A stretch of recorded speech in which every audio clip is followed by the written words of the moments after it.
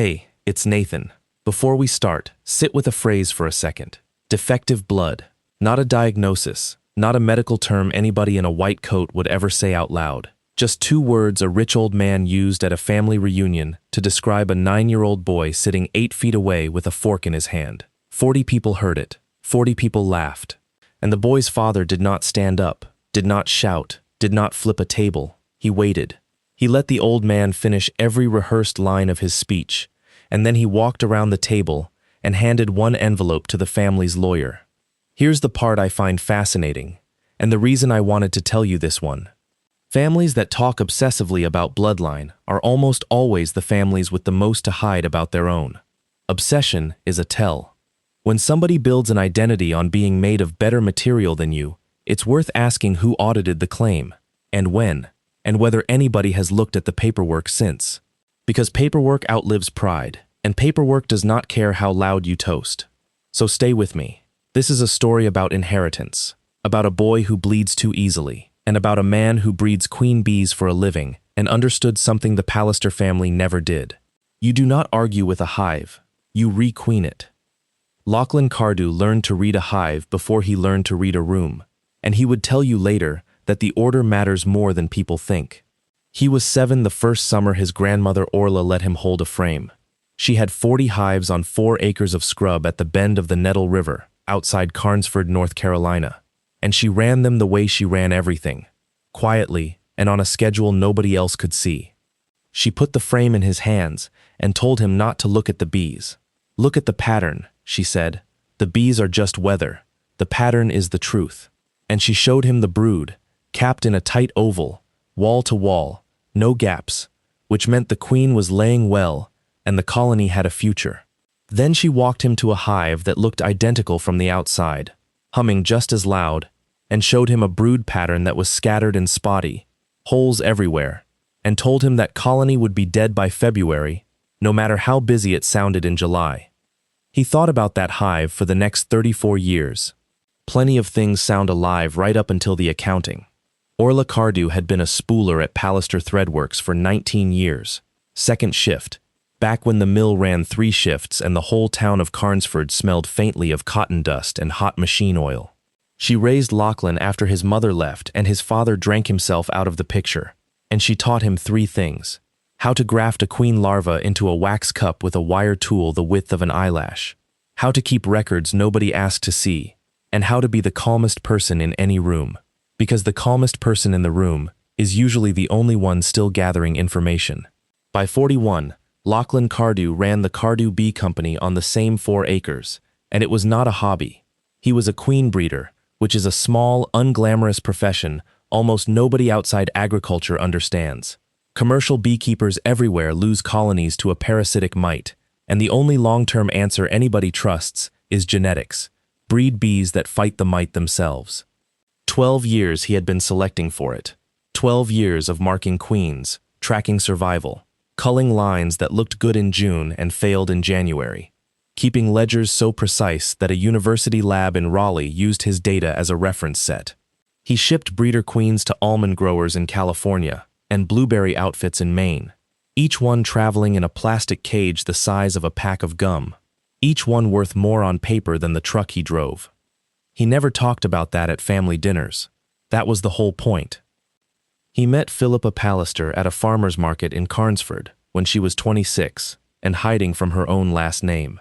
She bought honey she did not need, came back the next Saturday to buy more, and by the 3rd Saturday she admitted she was allergic to it and just liked the way he explained things. Pippa had grown up at Whitethorn, the Pallister house on the hill above the mill, in a family where the word standards was used the way other families use the word love. She had a doctorate in library science she was not allowed to be proud of because it was not law and it was not money. Her father was Fairfax Pallister, 78 years old, silver as a nickel, still doing his own knot on his own tie. Grandson of Cornelius Pallister, who built the Threadworks in 1911 out of a dye shed and a loan, and who, in 1937, did something that would take almost 90 years to detonate. Cornelius created a family trust, not a fund, not a will, a genuine dynasty trust, drafted by a Charlotte firm in the language of its era, and its central instruction was almost brutally simple. Income and principal were to be distributed only to the issue of the body of Cornelius Pallister. Issue of the body. Blood, in other words. Cornelius did not trust in-laws, adoptions, or affection. He trusted lineage, and he wrote it down. Fairfax Pallister had spent his whole adult life as the trust's living center of gravity, and he loved that phrase the way some men love a hunting rifle. He said it at Christmas. He said it at funerals. He said it once, at a christening, with a champagne flute in his hand, while the priest stood there holding a wet baby. Lachlan and Pippa married in a county courthouse, with 2 witnesses, which the Pallisters treated as an insult they were generous enough to forgive. When Wyeth was born, the family sent a silver rattle engraved with the Pallister threadmark and no card. Wyeth Cardew was 9 years old, obsessed with beetles, could name 11 kinds of ground beetle at the dinner table without being asked, and had von Willebrand disease, type 3. That is the severe form, and it is not common. Von Willebrand factor is the protein that lets platelets stick where they are supposed to stick. Type 1. You bruise easily and dentists make you nervous. Type 3. You make essentially none of it, and a nosebleed is not an inconvenience. It is an event with a clock on it. Wyeth had spent 9 birthdays with an infusion schedule. He knew the word factor before he knew the word fraction. He had a small blue backpack that went everywhere, and he never once complained about it, which somehow made it worse to watch. The Pallisters found the whole thing distasteful. Not tragic. Distasteful. Augusta Pallister, Fairfax's wife of 51 years, once told Pippa in a fitting room that these things skip the strong ones, as though she were discussing a stain on a rug. Georgette, Pippa's older sister, called Wyeth fragile in front of him so often that he started introducing himself that way to strangers. At 7, cheerfully, the way a kid repeats a word he has decided must be his job. And the whole time, the trust sat under the family like a foundation nobody inspects. Cornelius had written it to run until the death of his last surviving grandchild, at which point the principal would be divided among the issue of the body then living. There was one surviving grandchild left, Fairfax Pallister, 78, silver, holding a nickel-bright tie knot and a fortune that would only move when he stopped breathing. Which meant that for the last decade, the only real question inside that family was who would be standing in the bloodline when the old man finally died. And Fairfax, who had never in his life allowed a question to go unanswered by him personally, had decided to settle it early. The packet arrived on a Tuesday in March, by courier, which was itself a message. Nobody in Carnesford sends a courier 11 miles. It was 91 pages, bound with a black comb spine, and the cover page said, Pallister Family Settlement Agreement and Consent to Trust Modification. Under that, in smaller type, the law offices of Neville Grass. Lachlan read it at the kitchen table while a spring rain came sideways off the river, and Wyeth did homework across from him, and it took him 40 minutes to find the sentence, because it had been built to be hard to find. Most of the 91 pages were housekeeping, administrative consolidation, a successor trustee provision, a modernization of the investment powers, all of it written to sound like a man tidying his desk. Then, on page 63, buried in a section titled Health and Welfare Subtrust, there was a paragraph explaining that beneficiaries presenting a qualifying congenital condition would have their distributions redirected into a professionally managed care subtrust, administered at the discretion of the trust protector, with no right of direct distribution and no right of accounting to the beneficiary or the beneficiary's guardian. Lachlan read it 3 times. Then he got a pencil and copied the words out onto the back of a feed receipt, because he had learned from his grandmother that copying a thing by hand tells you whether you actually understand it. Redirected. Discretion. No right of accounting. It was a beautiful piece of drafting, honestly. It never said the word disinherit. It never named Wyeth. It simply built a room with a lock on the outside and made sure the boy was the only person in the family who would ever be put in it. And the trust protector, named on page 79 in a font that did not draw attention to itself, was Fairfax Pallister, and on his death, his designee. Pippa came in from the greenhouse and found her husband sitting very still with a pencil in his hand. She read it. She got to page 63. Lachlan watched his wife's face do something he had only seen twice before in 14 years, which was to stop performing entirely. He's going to make us sign it at the reunion, she said. In front of everyone. That's why it's early. He wants an audience. The Pallister reunion was the second Saturday in June, at Whitethorn, and it was not optional in any sense that mattered. 40-some people on the lawn under a rented tent, caterers from Charlotte, a photographer, and a toast from Fairfax that everyone pretended to enjoy. "Then we go," Lachlan said. She looked at him. "That's it? We go?" He set the pencil down. Outside, the rain was moving off east and the light was coming back over the hives, and he could see the entrance boards of the nearest 4 colonies, bees pouring out into the wet afternoon like they had been waiting on a signal. "You never fight a hive," he said. "You get stung, you accomplish nothing, and the hive doesn't even know you were there. You want to change a colony, you change the queen. 21 days, and it's a different colony with the same address." "Lachlan, I'm going to need to see the original trust," he said. "Not the summary grass scent, the 1937 instrument, all of it." Pippa was quiet a moment. Then she said, "I know where it is." Fairfax Pallister had not always been the man in the tie.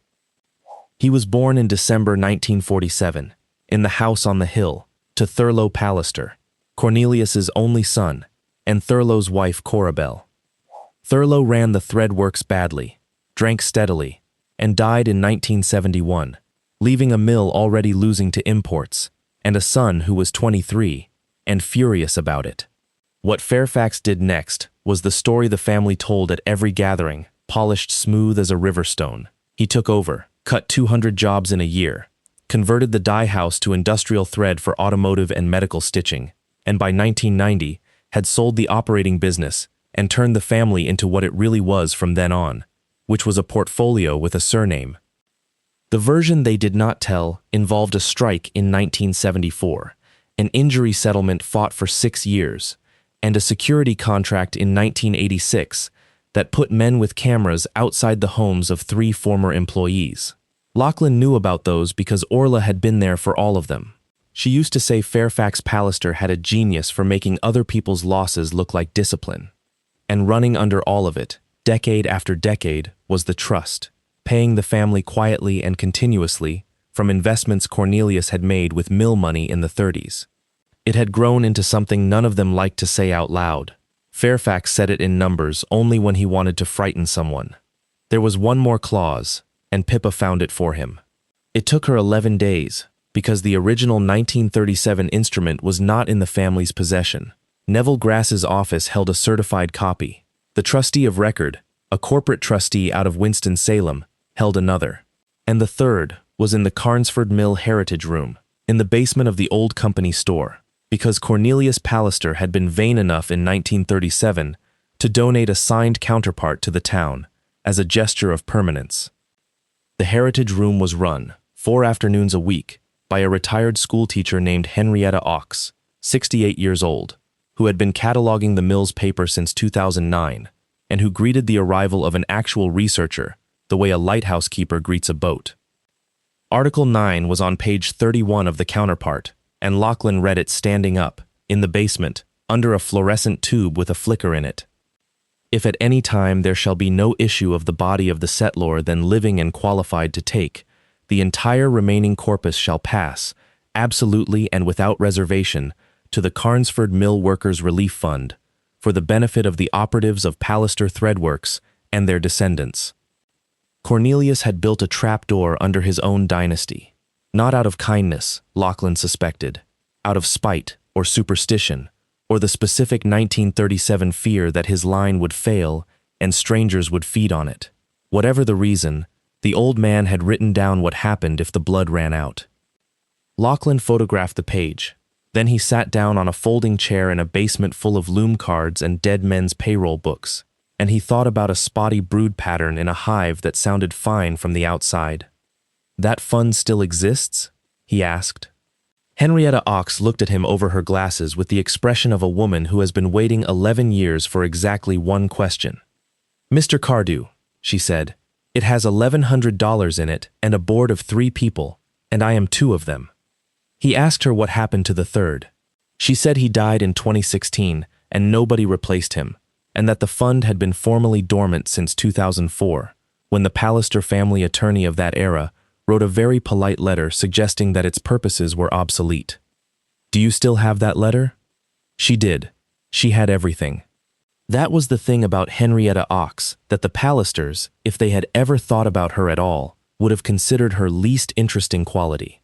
In April, the second envelope arrived, and this one was the one Fairfax Pallister would spend the rest of his life wishing he had never sent.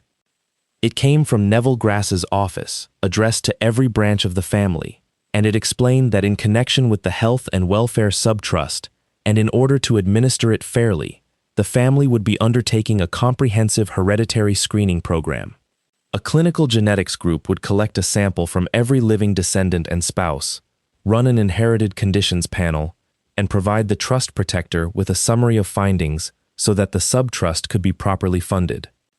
Pippa laughed out loud when she read it, one hard, unhappy bark, and said, "He wants a list. He wants a document that says which of us are damaged goods." Lachlan read it twice. Then he said, very quietly, "He wants everyone's DNA in one file." He did not say the rest of the sentence out loud, not that night, not for another 6 weeks, but he was already at the kitchen table with a pencil, copying it out by hand, because that is how you find out whether you understand a thing. The screening was run out of a rented suite in a medical park off the highway in Charlotte on the first Saturday in May, and Fairfax Pallister turned it into an event, because Fairfax turned everything into an event. There were 43 of them on the list. Children, spouses, second cousins who had not been to Whitethorn since the 90s. Lachlan sat with Wyeth in a row of gray chairs and watched the Pallisters arrive in waves, and he noticed something he would think about for months afterward, which is that not one of them looked nervous. They had been told they were the good sample. You do not fear a test you assume you are the control group for. Wyeth went in third. He had a phlebotomy protocol taped to the front of his blue backpack, laminated, because he had laminated it himself, and he handed it to the nurse with the seriousness of a man presenting a passport. Lachlan stood behind him and watched him explain his own coagulation factor levels to an adult, at 9 years old, in the flat, competent voice of a kid who has had to be the expert in the room since he was 5. Georgette Broom, Pippa's sister, watched from the doorway with a coffee and said, loud enough to carry, "It's actually good that they're doing this. People should know what they're marrying into." Pippa did not answer her. Lachlan did not either. 21 days, he thought. You do not argue with a hive. The results came back in 3 weeks, and here is where Fairfax Pallister's arrogance did the work that no lawyer, no investigator, and no amount of money could have done for anybody else. Because Fairfax did not want a doctor's summary. He wanted proof, in a form he could waive, that his family was clean and one boy was not.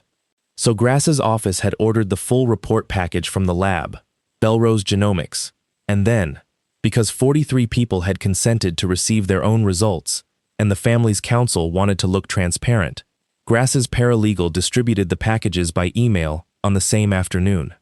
Every household got its own report. Attached to each one, as an appendix, was the cohort summary, an anonymized relatedness matrix, a standard quality control artifact that any accredited kinship-capable lab generates to confirm that the samples in a family study actually belong to the family being studied. It was labeled Appendix C. Nobody read Appendix C. It was 4 pages of decimals. Lachlan Cardew read Appendix C the way he read a brood frame. He had spent 12 years reading relatedness data. That is literally what queen breeding is. When you evaluate a line, you are looking at coefficients of relationship, at expected versus observed similarity, at whether the daughters of a given queen actually cluster where the pedigree says they should. He did not know human genetics. He knew what a matrix looks like when one row does not belong to the family it is sitting in. Sample 04 was Fairfax. He knew that because the appendix was anonymized by number, but the report packages were not, and the family's own consent schedule from Grass's office had listed everyone in the order they were seen, and Fairfax had insisted on going forth, after his wife and 2 grandchildren, because he had a lunch. Sample 04 sat in that matrix like a stranger at a wedding. Its coefficients with the whole Pallister descent group came out at roughly a quarter of what they should have been. Not 0, a quarter, which was itself the strangest part, because 0 would have meant no relation, and a quarter meant something worse. Lachlan did not call anyone that night. He printed the appendix, drove out to the yard with a headlamp, and sat on an overturned nuke box between rows of hives with the pages on his knee and did the arithmetic in pencil, twice, the way Orla had taught him. Then he called Dr. Anwen Sayer. Anwen Sayer was Wyeth's pediatric hematologist and had been since he was 11 months old, a woman with no patience for imprecision, who had once told Lachlan that the most dangerous thing in medicine is a confident amateur. He respected that enough to lead with it. "I'm about to be a confident amateur," he said. "Please stop me." He described what he was looking at. She was quiet for long enough that he thought the call had dropped. Then she said, "Send it to me, and do not send it to anyone else." 2 days later, she called him back and asked him to come in, and when he arrived, there was a second person in the room, Padma Iyengar, a genetic counselor from the hospital's inherited disease program, with the appendix printed and marked up in 3 colors of highlighter. "I want to be careful," Padma said. "This is a quality control table. It's not a paternity test, and no court will treat it like one.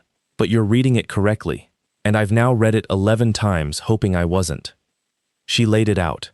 Sample 04 was related to the Pallister descent group, but not as their ancestor.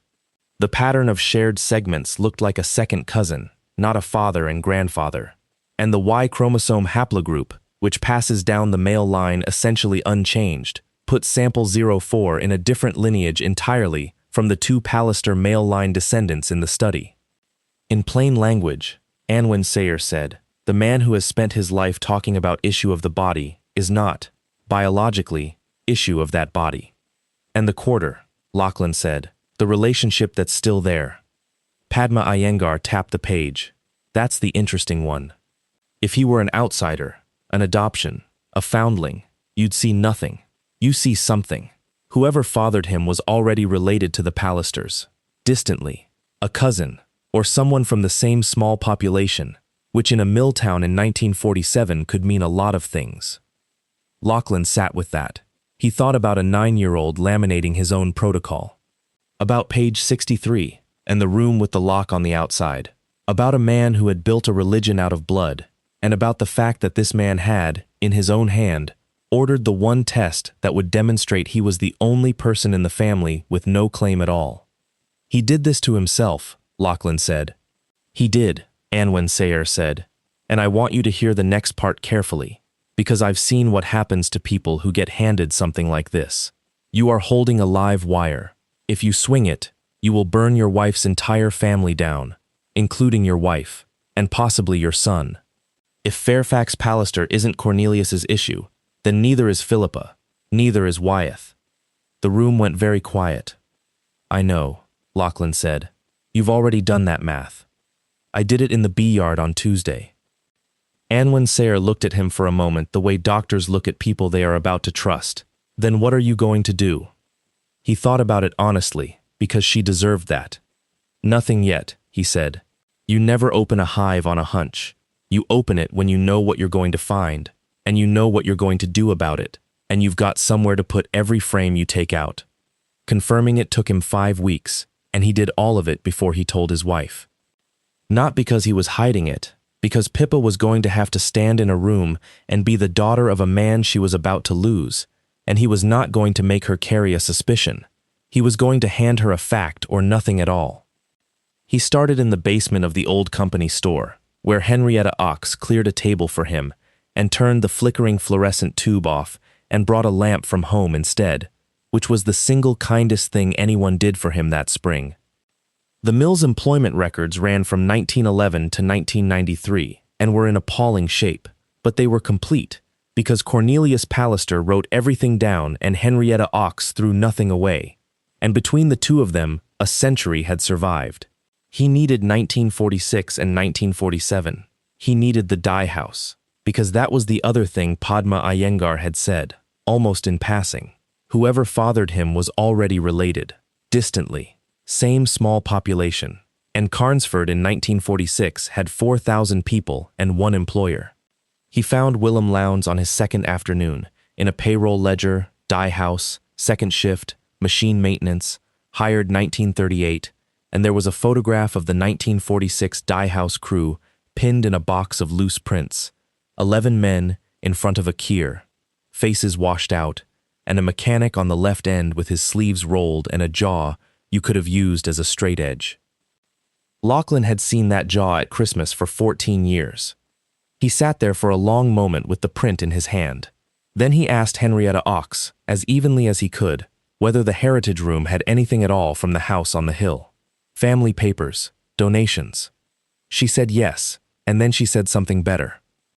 In 1996, when Corabelle Pallister died, the estate had cleared out the third floor at Whitethorn, and someone, almost certainly a housekeeper rather than a family member, had donated 9 boxes of what the accession record described as ladies' correspondence and household ephemera to the heritage room, where they had sat, unprocessed, for 29 years. "I've been meaning to get to those," Henrietta Ox said. It took 11 days. Lachlan drove the 11 miles 4 afternoons a week, and Wyeth came twice and sat cross-legged on the floor, sorting envelopes by decade, which he was disturbingly good at, and Henrietta Ox made a running commentary on the handwriting of dead women. Corabelle Pallister had been a prolific letter writer and a careful one. There was nothing incriminating. There was no diary. What there was, in a bundle at the bottom of box 6, tied with a shoelace, was 31 letters written to Corabelle between 1944 and 1951 in the same hand, unsigned except with a single initial, and a small studio photograph of a man in a suit that did not fit him, with a jaw you could have used as a straight edge. The letters were not explicit. They were worse than explicit. They were domestic. They discussed a sick roof, a borrowed car, a woman's husband's drinking, and, in a letter dated the 11th of March 1948, they discussed a baby's cough and the writer's frustration at being unable to come and see about it himself. Lachlan photographed all 31 letters and touched none of them with bare hands, because Henrietta Ox had given him cotton gloves and a lecture. Then he found Maybelle Lowndes. She was 61, retired from the post office, and lived in a brick ranch 11 blocks from the Pallister monument in the square. She was Willem Lowndes' granddaughter, and when Lachlan knocked on her door on a Thursday afternoon and said he was researching the dye house, she said, "You're the B-man," and let him in, because Carnesford is that size. He asked about her grandfather. She got out a box.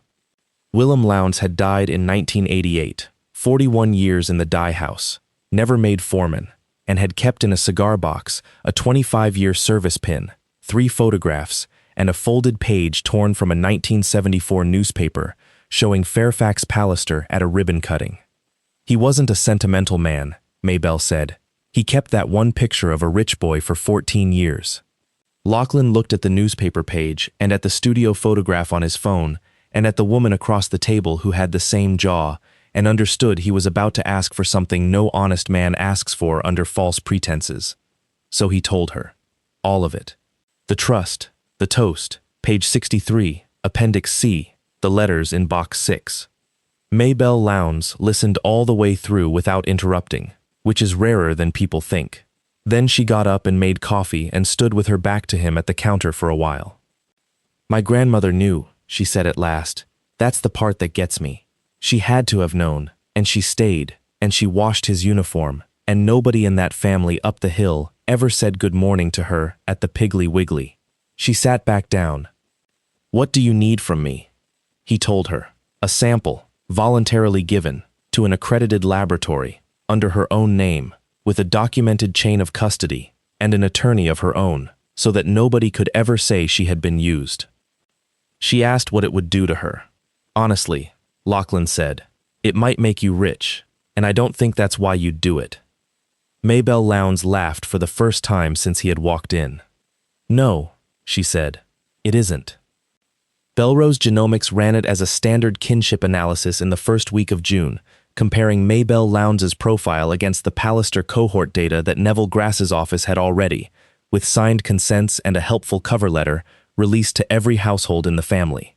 The report came back 4 days before the reunion. It was 11 pages. Lachlan read it in the truck outside the pharmacy with the engine running and Wyeth's prescription in a white paper bag on the passenger seat, and the only part that mattered was on page 2, in a box, in language so flat it was almost funny.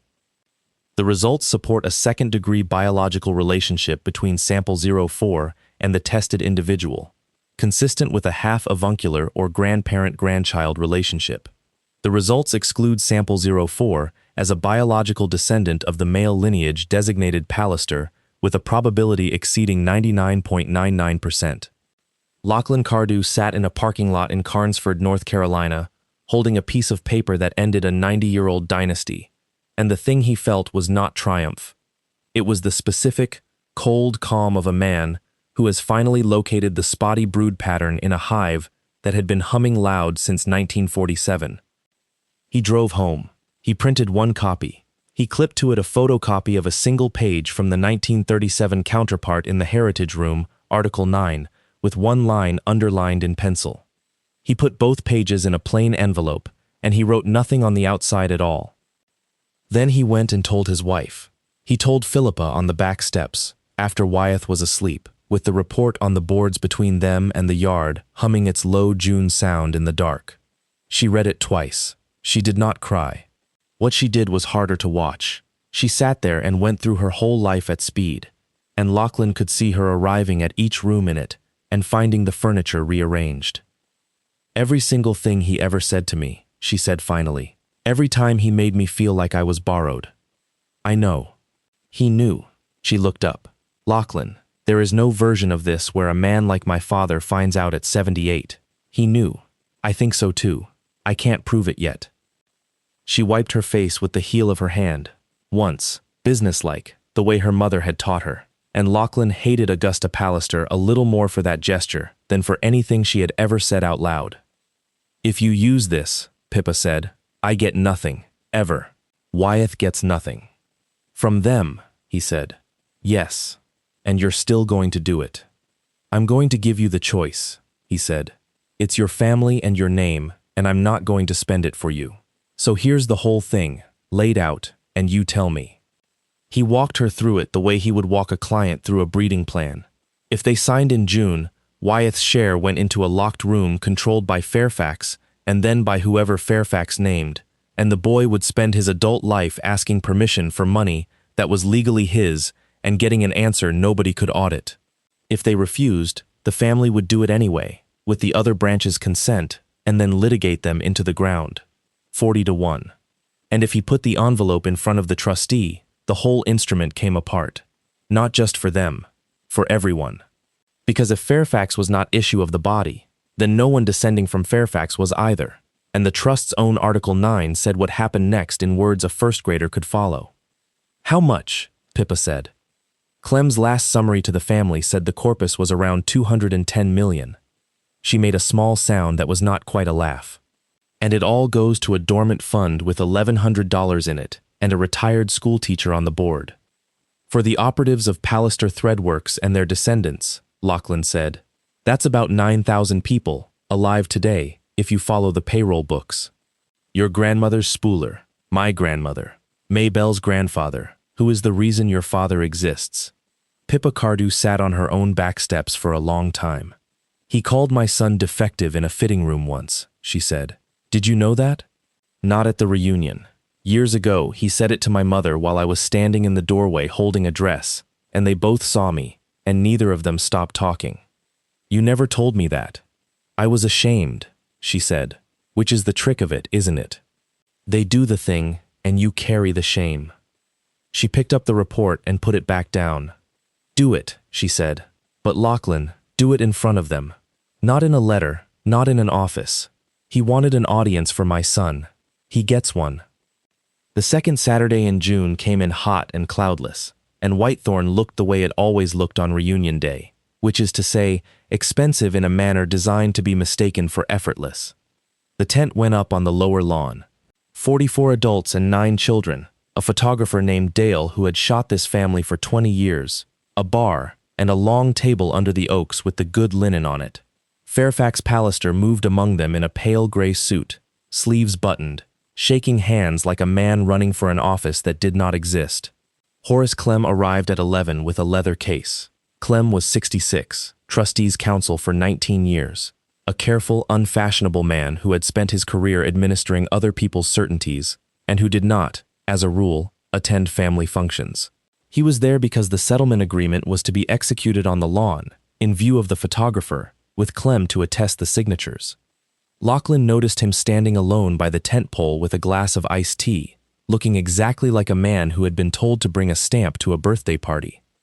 Wyeth wore a clip-on tie he had picked himself and his blue backpack, because he always had his backpack, and Georgette Broom told him, on the lawn, in her carrying voice, that he looked very handsome and that he should be careful running with the other children. Lunch was served at 1. The toast came at 2.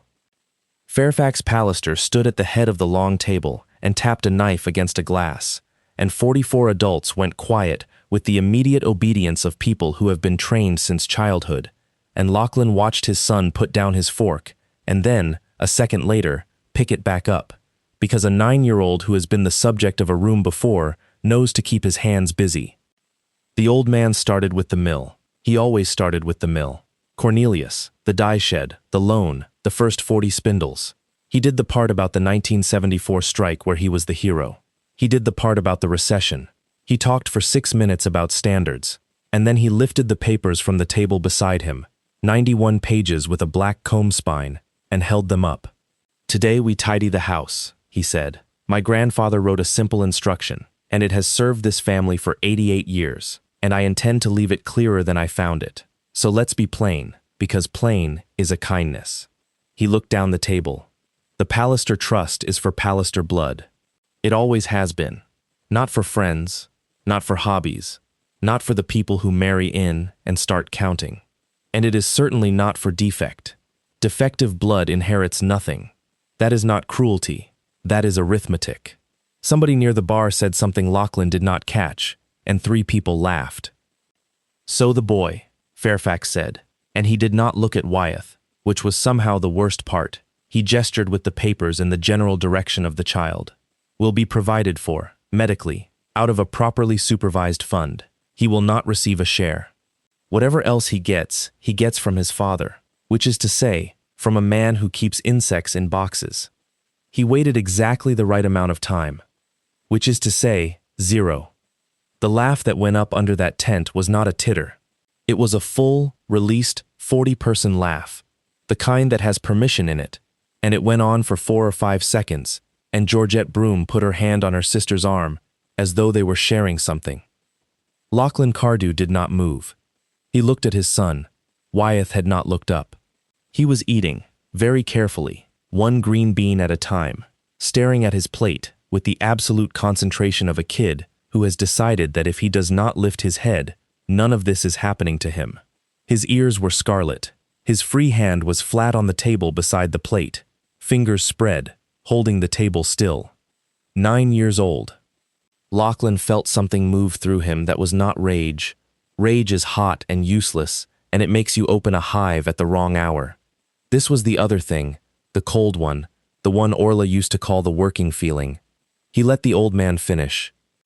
That is the detail Pippa would repeat for years afterward, and the one that unsettled the family most when they reconstructed it later. He let him finish. Fairfax Pallister spoke for another 2.5 minutes. He thanked the caterers. He said something warm about his wife. He raised his glass, and 44 adults raised theirs and drank to the Pallister standard under the oaks in the heat. And Lachlan Cardew sat with his hands in his lap and waited until the glasses came down and the noise started again.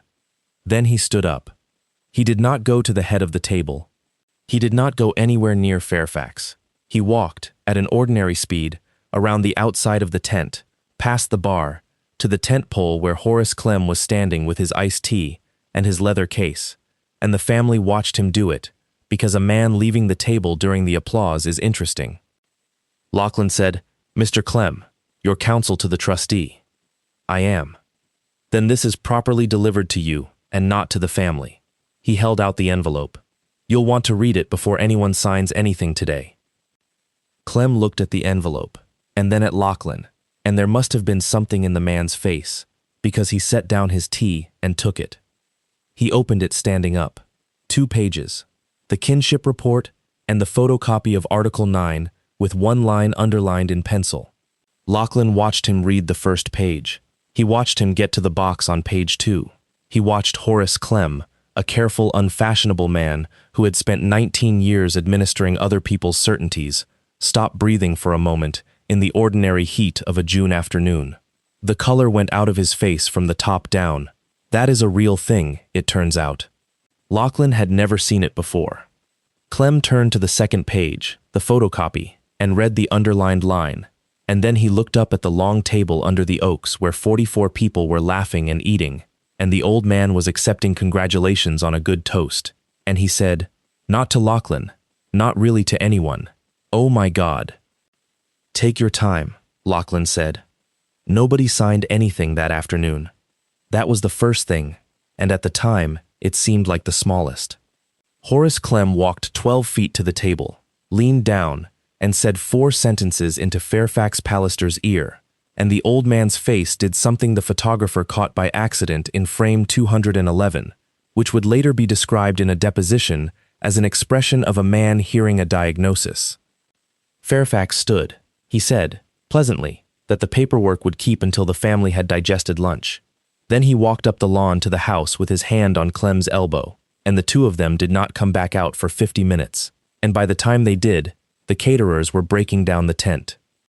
The family got the news in fragments over 4 days, and the fragments were wrong in every direction, which is what happens when a family that communicates by implication is handed an actual fact. Georgette Broom told 3 people that Lachlan Cardew had threatened her father. Crawford Pallister told his wife the boy's medical bills had bankrupted a subtrust. Augusta Pallister told no one anything, which was, in retrospect, the most informative response in the family. What actually happened was procedural and very fast, because Horace Clem was not a man who improvised.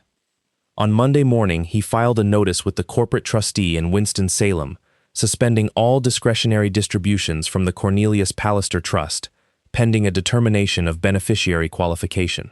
On Monday afternoon, he engaged independent counsel for the trustee, because he understood, before anybody else in the state of North Carolina, that he was now standing between a fiduciary and a 90-year problem. On Tuesday, he wrote to Lachlan Cardew, requesting the underlying laboratory documentation and the identity of the comparison donor. And Lachlan, who had been waiting for exactly that letter, sent it the same day, with Maud Villarreal's cover sheet on top. Maud Villarreal was Lachlan's attorney, and she had been for 11 days. She was a trusts and estates lawyer out of Greensboro, with a reputation for being unimpressed by families. And when Lachlan had first sat down in her office and started to explain, she had let him get 4 minutes in before she stopped him and said, "Mr. Cardew, I want to be very clear that you are not my client's opponent's problem. You are about to become the state of North Carolina's problem, and that is much better for you." She explained the shape of it. He was not suing anyone, and that was the whole architecture. A beneficiary suing a trust is a fight, and fights get settled quietly. And families like the Pallisters win quiet fights every time because they can afford a decade. What Lachlan had done instead was hand a fiduciary information that made it impossible for the fiduciary to keep paying. "And Article 9?" he asked. "Article 9 is why nobody can make this go away with money," Maud Villarreal said. "The moment there's a credible question that no qualified issue exists, there is a charitable interest in that trust. And charitable interests in this state are represented by the Attorney General, whose charitable trusts unit does not settle to spare anyone's Christmas." She wrote the referral herself, and on the last Friday in June, the file landed on the desk of an assistant attorney general named Callista Balogun, who read it twice, called the corporate trustee, and then called Maud Villarreal and asked one question: "Is the comparison donor represented?" "She is." "Good," Callista Balogun said. "Then nobody can call this a shakedown. Tell your client not to speak to the press and not to speak to the family." Fairfax Pallister's counterattack began the following Wednesday, and it was, Lachlan had to admit, well made. The old man had not survived a strike, 2 recessions, and a mill closure by being slow. It came in 3 parts. Neville Grass walked into the Carnesford Police Department and reported that Lachlan Cardew had obtained genetic material belonging to Fairfax Pallister without authorization, which under North Carolina law is not nothing. Then came a petition to the Clerk of Superior Court, seeking a protective order over the trust records and an emergency guardianship evaluation of Philippa Cardew, on the grounds that she was being unduly influenced by her husband. The third part was quieter and worked better. Somebody, and no one would ever prove who, called 4 of Lachlan's largest customers and told them Cardew B Company was under state investigation for fraudulent breeding records. By the second week of July, Lachlan had lost $61,000 in orders, had been interviewed twice by a detective who was clearly embarrassed to be there, and had a process server standing in his B-yard at 7 in the morning in flip-flops, getting stung, holding a document about his wife's mental capacity. Wyeth had a bleed that month, a bad one, into the left knee joint, 3 days in the hospital, and Lachlan spent 2 of those nights in a chair beside the bed, answering his lawyer's emails on a phone with 11% battery, while his son slept with his leg elevated. At 2 in the morning on the third night, Wyeth woke up and said, out of nowhere, "Is Grandpa going to jail?" Lachlan thought about lying and decided against it, because his grandmother had never once lied to him about a hive. "I don't know," he said. "Maybe. Would that bother you?" Wyeth thought about it with the seriousness he brought to beetles. "He said I get 0, he said. "He did. Is that true?" "No," Lachlan said. "It was never true. But I need you to understand something, because you're old enough. It's true about the money. You're not getting his money. Nobody is." Wyeth considered this. "Good," he said, and went back to sleep, and Lachlan sat in the dark in a vinyl chair and understood that he had raised a better person than anyone at that table under the oaks. The thing that broke Fairfax Pallisters' counterattack was not a lawyer. It was a 27-year-old paralegal who could not sleep. Solange Yardley had worked for Neville Grass for 3 years. She had drafted the screening schedules, typed the consent forms, addressed the courier envelope that went to the Cardew house in March, and she was the person who, on a Thursday afternoon in May, hit send on 43 emails distributing the Belrose report packages, including Appendix C, because her instruction had been to send the complete package and she had done her job correctly. She had also, a year earlier, been told to pull the firm's closed Pallister files for 1993 through 1996 and prepare 4 boxes for shredding. Solange Yardley did not shred them. The retention policy on her own firm's wall said 7 years for closed matters and permanent for fiduciary files, and these were fiduciary files. She flagged it in an email. Grass told her to proceed. She proceeded, in the sense that she moved the boxes to the basement storage cage and wrote a memo to file noting the instruction and her objection, and then went home and did not think about it again for 14 months. She thought about it on the second Saturday in June, when her employer came back from a family reunion at 4 in the afternoon looking gray, and she thought about it every day after that. On the 22nd of July, she called the number on the Attorney General's Charitable Trust's complaint page. The box she led them to contained, among 400 other documents, a single letter dated the 9th of November, 1994, on personal stationery, from Corabelle Pallister to her son. She was 86 years old when she wrote it, 2 years from her death, in the shaky, careful hand of a woman who has decided to do a thing before she cannot. It was 2 pages. It said that she had loved his father, and that his father was a good man who fixed machines and could not come to the house, and it named him. It said she had let Thurlow believe what Thurlow wanted to believe. It said she had watched her son build his entire life on a sentence that was not true, and that she had waited too long, and that she was sorry, and that she was telling him now so that he could decide, in his own time, what an honest man does. Clipped to it was a memo from the firm, dated 3 weeks later, from the attorney of that era to the file. It was 4 sentences long. It recorded that the client had been advised of the potential effect of the disclosure on his qualification as a beneficiary under the 1937 instrument, that the client had elected to take no action, that the original letter was retained in the file at the client's direction, and that no copy was to be provided to any other family member or to the trustee. The date on that memo was the 2nd of December, 1994. Fairfax Pallister had been 46 years old. He had known for 31 years. And there was a third document in the same folder. And this was the one that made Callista Balogun close her office door. And it was a letter, in 2004, from that same firm to the board of the Carnesford Mill Workers Relief Fund, respectfully suggesting that the fund's purposes had become obsolete, and that its trustees might consider a formal dissolution. Fairfax had not only known, he had gone and quietly tried to unscrew the trapdoor. The second thread came apart at almost the same time, and it came apart because of money, which is how these things usually go.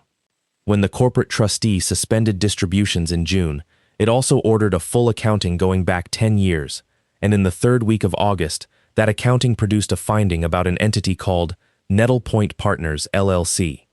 Nettle Point had been drawing management and advisory fees from the trust since 2019, roughly $400,000 a year, approved annually by the trust protector, who was Fairfax, on the recommendation of the trust's outside accountant, a woman named Roxana Hargate.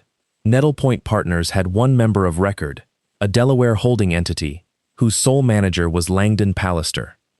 Langdon Pallister was 44, ran the family's holding company, had 2 children and a wife named Beatrix who did the flowers for the reunion, and had been, since 2018, in a relationship with Roxana Hargate that the accountants found the way accountants find everything, which was a pattern of travel reimbursements that did not match a pattern of meetings. 2 hotel bookings a month for 6 years, Charlotte, Asheville, Charleston twice. A leased condominium in Wilmington carried on a Nettle Point subsidiary's books as a client hospitality asset, and in 2022, a payment of $240,000 from that same subsidiary to a private school, which was where Roxana Hargate's daughter went. The trust had been quietly paying for Langdon Pallister's second life for 6 years, with his father's signature on the approval each year. And Lachlan Cardew, when Maud Villarreal explained it to him on the phone, actually laughed out loud, because it was so exactly the shape of the thing. They were stealing, he said. They were doing something with a more expensive name, Maud Villarreal said. But yes, and here is why it matters more than it sounds. The old man approved those fees as trust protector. Whether or not he is issue of the body, he signed as a fiduciary. That is a separate liability from the qualification question, and it does not go away if he loses the qualification question. He has now got 2 problems that point in opposite directions, and every answer he gives to one of them hurts him on the other. What does he do? If he's smart, she said, he dies quickly. He did not die quickly. The petition for a determination of beneficiary qualification and for an accounting was heard in Superior Court in Carnesford beginning on the 14th of October, and it ran 9 days, which nobody had expected. It was not a jury matter. It was a room with a judge, 6 lawyers, and a gallery that filled up every morning with people from town, because Carnesford is 4,000 people, and the Mill families had understood, roughly 2 weeks in, exactly what Article 9 said. Henrietta Ox came every day and sat in the second row with a canvas bag. Callista Balogun opened for the Attorney General in 11 minutes. She did not mention Wyeth Cardew. She did not mention the reunion. She said that the question before the court was narrow and old, whether the beneficiaries currently receiving distributions from a 1937 instrument were, in fact, the persons the settlor had named, and that where they were not, the settlor's own alternative instruction controlled, and that the alternative instruction in this case was charitable, and therefore the state had an interest in it that could not be waived by anybody in the room. Neville Grass's opening was 40 minutes and had the wrong energy in the first 90 seconds. He argued that a family's settled expectations over 88 years should not be undone by a laboratory. He argued, and this was the moment the gallery turned against him audibly, that the Mill Workers' Fund was a historical artifact of a paternalistic era with no living purpose. Henrietta Ox said, from the second row, quite clearly, "There are 9,000 of us." The judge told her not to do that again. She apologized. She did not mean it. The evidence came in over 6 days. Belrose Genomics put on a laboratory director who explained relatedness coefficients in the plainest English anyone had used in that courthouse in a decade, confirmed the exclusion at greater than 99.99%, and was cross-examined for 2 hours on chain of custody without moving an inch, because the chain of custody was immaculate, because Fairfax Pallister's own lawyer had built it. That was the moment several people in the gallery understood the joke. Maybelle Lowndes testified for 19 minutes.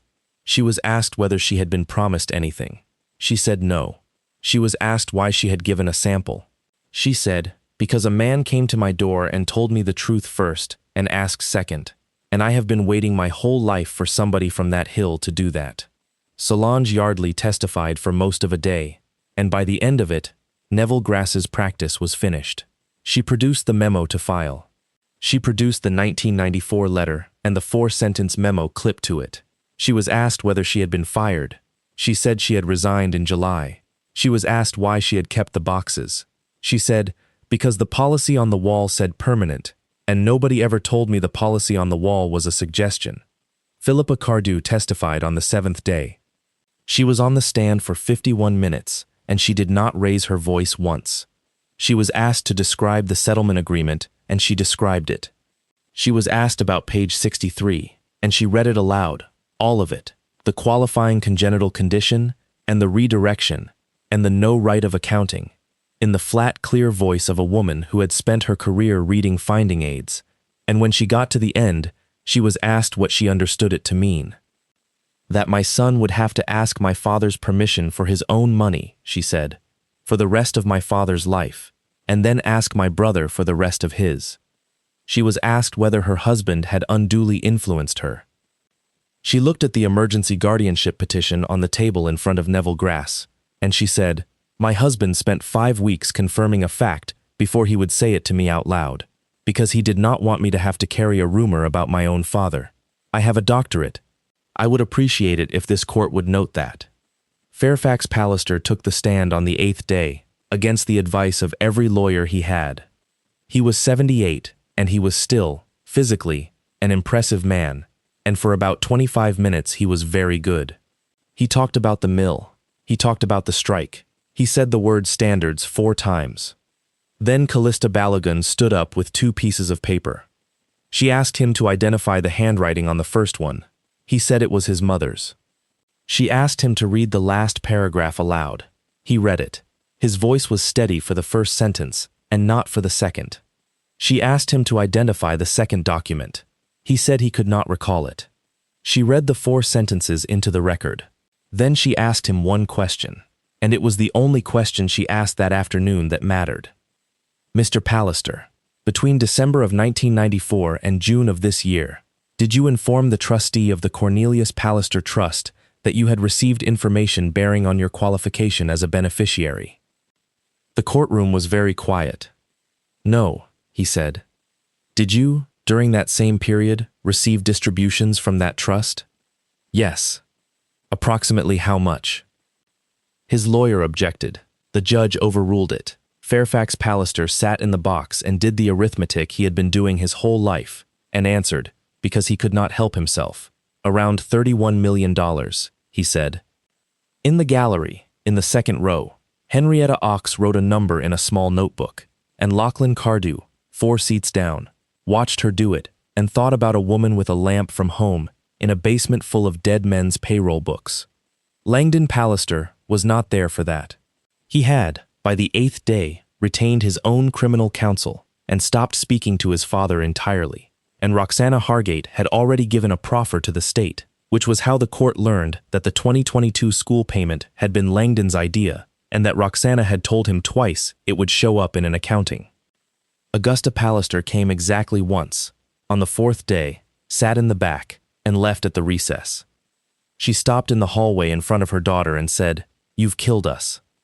Pippa said, "No, he did it in 1994, and you knew, and you kept letting him say the word blood at Christmas." Augusta Pallister opened her mouth, and then she looked past her daughter at the courtroom door, and she did not say anything at all, and that silence was, in the end, entered into evidence by nobody and understood by everybody. The order came down on the 19th of December, 41 pages, and the operative language was on page 38. The court found that Fairfax Pallister was not issue of the body of Cornelius Pallister within the meaning of the 1937 instrument, that his descendants were therefore not qualified either, that no qualified issue of the settlor then living had been identified, and that the alternative disposition in Article 9 was clear, unambiguous, and charitable. The entire remaining corpus passed to the Carnesford Mill Workers' Relief Fund. It found further that Fairfax Pallister had known of his disqualification no later than the 2nd of December, 1994, and had gone on accepting distributions and exercising the powers of trust protector for 31 years, and had entered judgment against him personally for restitution of every dollar received after that date, with interest, in an amount that came in 11 weeks later at just under $74 million. He did not have $74 million. Almost nobody does. Whitethorn was sold in April to a hotel group, and the house came apart the way houses do, over 9 days, with numbered tags on the furniture, and the dining table that had stood under the oaks every June went to a restaurant in Raleigh, where it seats 14, and nobody who eats at it knows anything. Neville Grass surrendered his license rather than face the hearing. Langdon Pallister pleaded to 2 federal counts and was sentenced to 51 months. Roxana Hargate cooperated fully and got 18. Beatrix Pallister filed for divorce 8 days after the proffer became public and moved to Raleigh with the children, and by every account she is doing well, which Lachlan was quietly glad about, because she had never once said anything unkind to his son. Georgette Broom tried to sue the trustee for reliance damages. It was dismissed in May. She has since given 2 interviews about being the real victim of the case, neither of which Lachlan has watched. The Carnesford Mill Workers Relief Fund had $1,100 in it on the second Saturday in June, and a board of 3 people, 2 of whom were Henrietta Ox. By the following autumn, it had $206 million, a court-supervised restructuring plan, a board of 9, and a name it had chosen for itself in a public meeting held in the gymnasium of the elementary school, which 400 people attended and which ran for 3 hours because everybody wanted to say something. They kept the old name. They voted on it, and they kept it. Somebody proposed calling it the Cardew Fund, and Lachlan stood up and declined so fast that Maybelle Lowndes laughed at him in front of 400 people. The plan they approved does 4 things. It pays a per-descendant distribution to the documented descendants of anyone who worked at Pallister Threadworks between 1911 and 1993, which took 18 months of archival work that Henrietta Ox supervised from the same basement, with the same lamp from home, now assisted by 4 paid researchers and a scanner she had been requesting since 2011. It funds the county's community college trades program in perpetuity. It bought and stabilized the old company store, and it endowed a bleeding disorders treatment center at the regional hospital, 40 minutes from where Wyeth Cardew lives, which is now the reason 7 counties in that part of North Carolina no longer drive to Charlotte to keep a 9-year-old's knee from filling with blood. Wyeth was invited to the ribbon cutting. He was 11 by then. He wore the clip-on tie again, deliberately, which was his own joke and which almost nobody understood. There is no plaque with his name on it. He asked for that specifically, and the board honored it, and the only thing in that building that is not perfectly ordinary is a small framed photograph in the family waiting room of 11 men in front of a kier at a thread mill in 1946, with a mechanic on the left end with his sleeves rolled. Lachlan Cardew received nothing from the trust. Neither did Philippa. Neither did Wyeth, other than a hospital he will use for the rest of his life. The bee business had a bad 18 months. He lost the almond contracts for a season, and it took a state investigator's written finding of no irregularity and 11 phone calls before the Georgia distributor came back. Then in the 3rd year, a mite resistance study out of the university in Raleigh published its 5-year survival data, and the Cardew line was in it, and the phone started ringing from places that had never heard of Carnesford and would not have cared about a family reunion in any case. He is not rich the way the Pallisters were rich. He is doing fine. He has 91 hives and 4 employees and a waiting list for breeder queens that runs into the following spring. And if you ask him about the case, which people occasionally do now, he will change the subject to varroa mites with such genuine enthusiasm that they let him. Fairfax Pallister lived another 2 years and 4 months. He moved into a rented townhouse in Winston-Salem with Augusta, and he did not speak publicly, and the criminal exposure resolved into a deferred arrangement that his health made academic. He died in a hospital bed on a Tuesday in February, with a restitution judgment outstanding of $68 million. There was one more conversation, and Lachlan has only ever described it once. It was the previous October, outside the clerk's office in Carnesford, and the old man was sitting on a bench in a coat too heavy for the weather, waiting for a car. and Lachlan was walking past, and Fairfax said his name. Lachlan stopped. Fairfax Pallister looked up at him and said, "You could have come to me, privately. We could have arranged something for the boy." "I know," Lachlan said. "Then why?" And Lachlan Cardew stood on a sidewalk in front of a courthouse and thought about how to say the true thing to a man who had never once in his life been told one. "You ever look inside a hive that's failing?" he said. "It sounds fine, loud, busy. You'd swear it was the healthiest thing on the property. But the queen's laying a bad pattern, and every bee in there is working full-time on a colony that has no future, and they don't know, because bees can't read a frame. They just do the work." "I don't keep insects," Fairfax said. "No," Lachlan said, "so here's the short version. You don't argue with a hive. You'll get stung, and the hive won't even know you were there. If you want a colony to change, you change the queen. 21 days later, it's a different colony at the same address, and nothing you did was loud." The old man's car came around the corner. "I let you finish your toast," Lachlan said. "I want you to know that was on purpose. You had every minute you needed to stop." He did not wait for an answer, and he was not owed one. On the second Saturday in June the following year, the Cardews did not go to a reunion, because there was not one. Lachlan was in the yard at 6 in the morning grafting larvae into wax cups with a wire tool the width of an eyelash, and Wyeth was next to him, holding the frame steady with both hands, because he had asked to learn and had turned out to have the hands for it. "How do you know which one to pick?" the boy asked. "You don't pick the biggest one," Lachlan said. "You pick the one from the best pattern. Doesn't matter how loud the hive is. You look at what she actually built." Wyeth looked at the frame for a while. "Grandpa said I was defective blood," he said. "He did. He was wrong. He was," Lachlan said. "But that's not the interesting part. The interesting part is that he was the only one at that table who wasn't a Pallister, and he'd known it since before your mother was born, and he still stood up and said it about you. That's not blood, buddy. That's a choice. People are their choices. Write that down somewhere. You'll find it when you're 20.